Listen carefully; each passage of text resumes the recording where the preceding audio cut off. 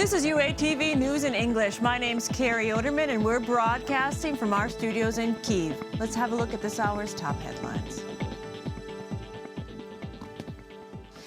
In breaking news this hour, the UN has adopted a resolution regarding the issue of militarization of Crimea and the city of Sevastopol, as well as parts of the Black Sea and Azov Seas.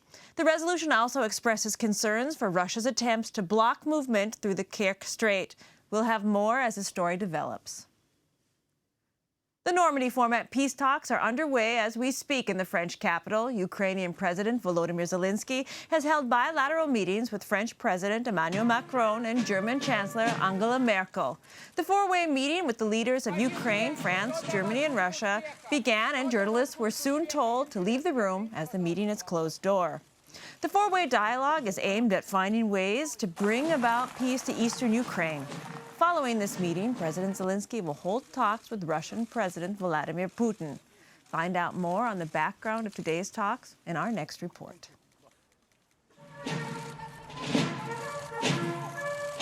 For Volodymyr Zelensky, the Normandy format talks are arguably the toughest challenge of his almost 7 months as Ukrainian president. On the backdrop of the Trump impeachment inquiry, Germany's approval of the Nord Stream 2 pipeline, and Emmanuel Macron's recent openness towards Moscow. And I am convinced that this is in our interest, even when we have disagreements, to try to bring ourselves to a common point of view. Zelensky finds himself in an unenviable position, one where Vladimir Putin holds most of the cards. The Kremlin strategy is not real peace on Ukrainian terms, but a piecemeal push for concession or capitulation. In Kiev, protesters took to the streets, demanding Zelensky not to make compromises with Russia. The demonstrators want a full prisoner exchange, a sustained ceasefire, and the return of occupied Ukrainian territory free of Russian troops and proxy forces before any sort of local elections can take place. Zelensky's spokesperson says no major concessions will be made, but Michael Carpenter, senior director at the Penn Biden Center for Diplomacy and Global Engagement, believes this is a rather utopian idea. Putin's plan for Ukraine is simple. Keep Crimea off the table while keeping the conflict on the table until Ukraine concedes this constitutionally mandated status. Applied to Ukraine, it entails giving the Donbass region de facto self-government and a de jure veto over the country's geopolitical orientation. Russia has little option than to freeze its war in the Donbass. A further incursion into Ukraine would require enormous amounts of manpower and military equipment. Crippling international sanctions would likely follow in that scenario. In the short term, financially sustaining the temporarily occupied territory is a heavy burden on Moscow, and it's eager to hand it off to Ukraine. There are fears in Kyiv that a special status, a more autonomous entity in the shadow of Russia, could favour Putin. To counterbalance this, Ukraine needs international support more than ever. The House impeachment inquiry into whether Donald Trump withheld military assistance in exchange for compromise on his 2020 political rival Joe Biden thrust Ukraine and the US president's talks with Volodymyr Zelensky into the spotlight. George Kent, the Deputy Assistant Secretary of State for European and Eurasian Affairs, highlighted the importance of US support for Ukrainian sovereignty. It's very much in our national interest, in the way we have defined our national interest broadly in Europe for the past 75 years. On the front line in Donbass, peace cannot come soon enough. The recent divisive withdrawal of military formations from near Zolote, Petrivske and Stanitsa Luhanska is a small step to creating a larger buffer zone, but time is of the essence. Zelensky's approval rating has dropped, according to data from the Kyiv International Institute of Sociology, from around 73% in September to 52% at the end of November. In the run-up to the presidential election, he campaigned on a promise of peace, but at what cost, and perhaps more importantly, at what consequence? This is Tom Bell for UATV. In Kyiv, the results of the Normandy format meeting are being anxiously awaited. For the second day in a row, a protest called the Bankova Watch, named after the street where the presidential administration is located, is taking place. Hundreds of activists have gathered, and some have put up tents and say they're not planning on leaving. We don't want any of Ukraine's interests surrendered. First, Ukraine's control over the border needs to be regained, and all occupying forces must be withdrawn. And only then, in accordance with Ukrainian law, can elections on those territories be held. And this can happen only after they are controlled by Ukraine. Our second requirement is that we cannot allow Zelensky and the representatives of the pseudo-republics to sit at the negotiating table together in Minsk. If we allow this to happen, we give Russia a way out of sanctions and confirm the Kremlin's story that we have some kind of internal conflict here.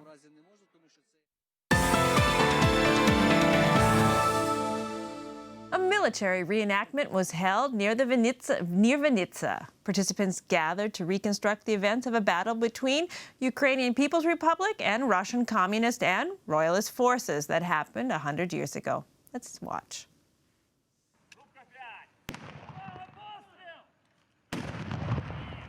A reenactment of a battle that happened 100 years ago was held near the Ukrainian city of Vinnytsia. Participants took the task seriously and brought cannons and rifles along with them.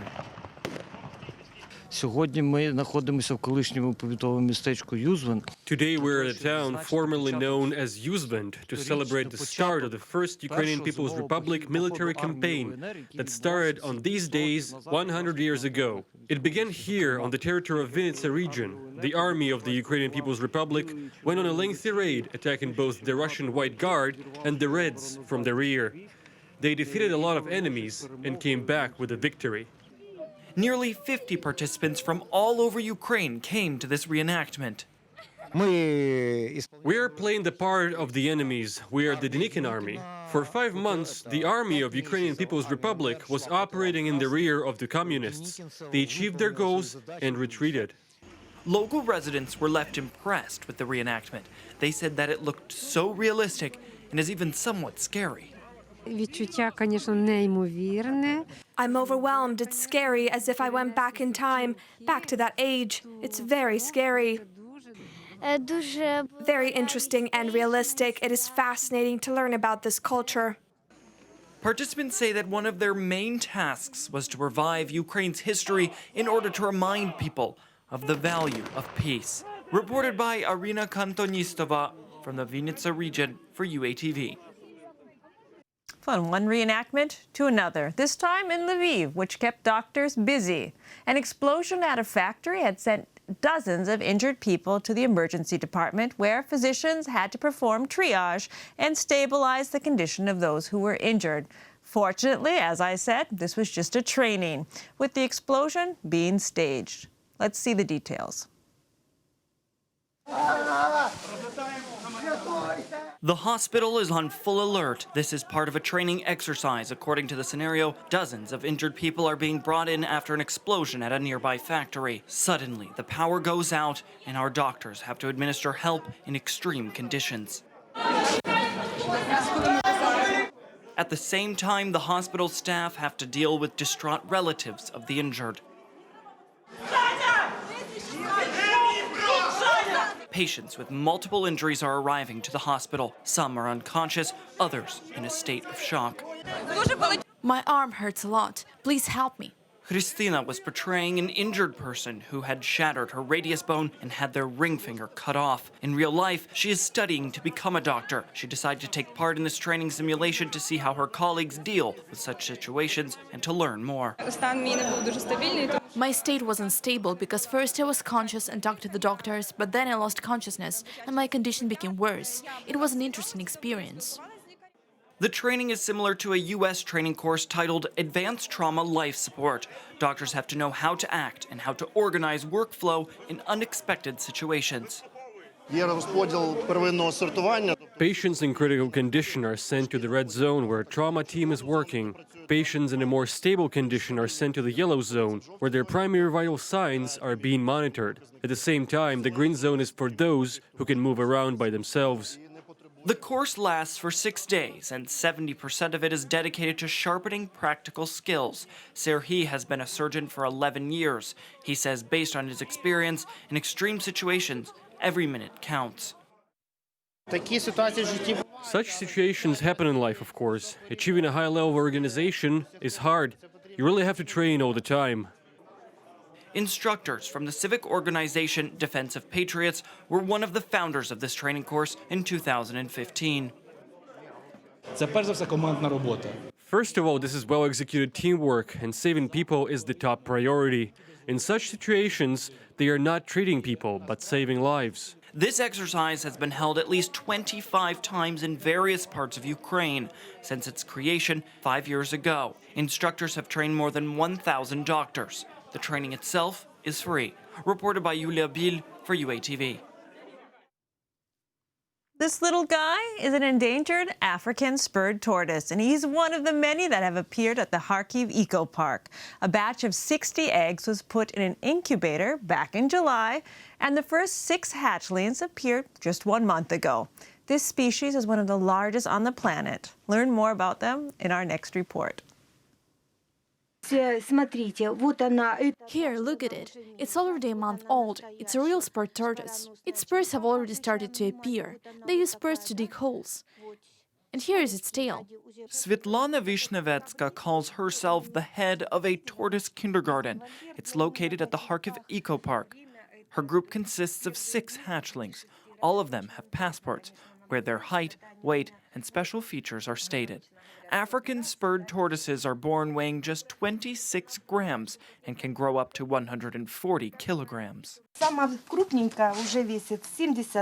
The largest one weighs 72 grams. Then there's one who weighs 71 and 67. The smallest one weighs 26. It's just a little baby. Svetlana tries to create the best conditions for the animals. She set up a camera to watch them. If the tortoises roll over on their backs and spend several hours on their upper shells, they can die. That is why they need to be monitored, even at night. Twice a week, the animals are bathed in a special solution. They are fed germinated vegetable seeds and calcium vitamins. All the food is pre-minced to make sure that the tortoises can swallow it.